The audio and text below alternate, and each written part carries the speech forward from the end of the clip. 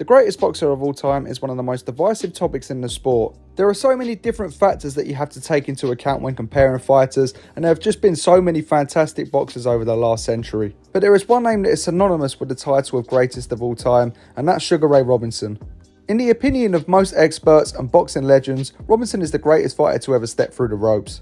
And after watching lots of boxing myself, I for one have to agree with that statement. And in this video, I'm going to attempt to explain to you why I believe Sugar Ray Robinson is the greatest boxer of all time. Firstly, it's important to understand the era in which Robinson boxed in compared to the modern era. Nowadays, fighters make a lot more money than they used to, and they fight a lot less often than when Robinson was around. The best boxers in the world today will fight somewhere between 2 to 4 times a year, whereas Robinson sometimes fought 20 times a year. And this was frequently against the very top opposition available. And a big comparison I've seen from modern boxing fans is the fact that Robinson didn't beat as many world champions as the great champions of today, like Mayweather and Pacquiao. But once again, this is due to the differences in eras. Back in Robinson's day, there was only one champion per weight division and there were only 8 weight divisions in the sport. In boxing today, there are 18 weight divisions and almost 4 world champions per division. And by stating this, I don't mean to take any credit away from Mayweather and Pacquiao, who achieved amazing achievements and have legendary resumes. But I simply feel like this comparison isn't a fair one, as there were much less title holders for Robinson to beat during his time. But this doesn't mean he wasn't fighting top level operators. He beat dozens of Hall of Famers and some of the greatest fighters of all time. And the more impressive thing is, he beat most of them multiple times. He had an incredible amateur record of 85 wins, no losses and 69 knockouts, and even held a win against the great Willie Pep.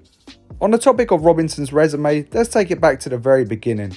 In his first 40 fights, he beat Hall of Famers such as Sammy Langford twice, Fritzy Zivit twice, and Jake LaMotta, before losing to LaMotta in his 41st fight. But the response to this defeat would be incredible, and Robinson would go unbeaten in his next 91 fights, racking his record up to an incredible 128 wins to 1 loss and just 2 draws. Robinson's dominance and level of activity during this time is phenomenal. He fought 91 times in 8 years, beating Jake LaMotta 4 times, the legendary Henry Armstrong, Sammy Langford, Artie Levine, Kid Gavilan twice, and Bobo Olsen, all Hall of Famers. There's no denying that Robinson was at his absolute peak at welterweight, but the tragedy of this is that there's no footage that exists of him fighting at welterweight, meaning all of the footage available is basically Robinson past his prime. But from the footage that exists of Robinson, we can see that he was one of the most complete fighters in boxing history and had an incredibly fluid style. Ray could do everything in the ring. He had beautiful footwork, could throw combinations like no one else, and had knockout power.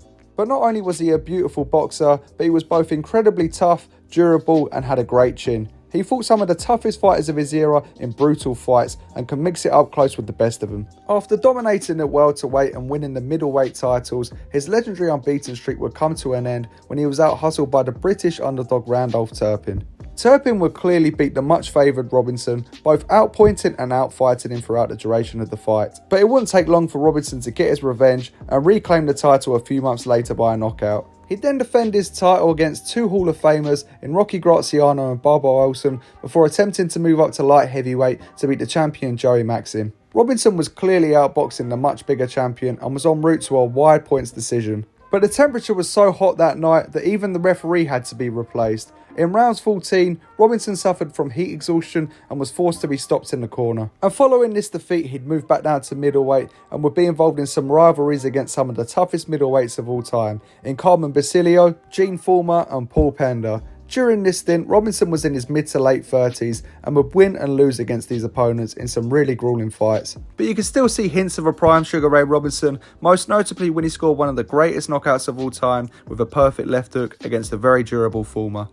All in all, Robinson would win the welterweight title and the middleweight titles 5 times. He would have over 32 fights against Hall of Famers and some of the greatest fighters of all time, ranging from welterweight to light heavyweight, winning most of them and taking the majority of the losses to the back end of his career. Like most boxing legends, Robinson would box for way too long and take a lot of losses in his 40s. And after a 25-year career, he would eventually retire with a record of 174 wins with 109 knockouts to 19 losses and 6 draws. He was awarded the Fighter of the Decade award in both the 1940s and the 1950s. He was one of the most well-rounded boxers in history, with wins against almost every significant fighter fighter of his time. He was the most dominant fighter in history in his prime, and even past his prime was always mixing it with the best and bouncing back from defeats. He would always challenge himself against the best opponents available, showed championship heart throughout his entire career, and was involved in many of the biggest fights in boxing history. Robinson's incredible boxing style was years ahead of its time and would inspire some of the greatest fighters that followed him. If he was knocked down, he'd always get up and was rarely stopped in a 25-year career. And on the rare occasions that he was defeated in his prime, he would always avenge that defeat in the rematch. With over 200 professional fights, lots of them being at the top level, and over 100 career knockouts, he was the complete package. And that is why Robinson, in my opinion, is the greatest fighter of all time.